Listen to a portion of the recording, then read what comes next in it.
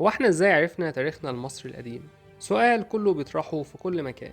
وازاي بنكون متأكدين من كل ما هو موجود في كتب التاريخ من حيث ترتيب الأسرات وأسماء الملوك والأحداث وغيرها؟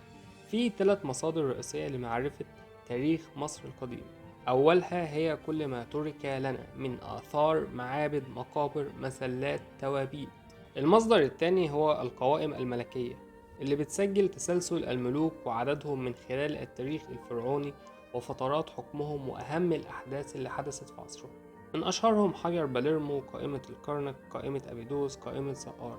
المصدر الثالث هو نصوص الأنساب اللي سردت أسماء الملوك حتى نهاية العصور المتأخرة، بالإضافة إلى المصادر البطلمية اللي أهمها تاريخ مانيتون، وده كاهن عاش في عصر الملك بطليموس الثاني وكان على معرفة كبيرة بالتاريخ والديانة المصرية القديمة. ونعرف إن الملك بطليموس كلفه بكتابة التاريخ المصري القديم. فلو سمحت اعتز بثقافة وحضارة بلدك وساهم بنشرها.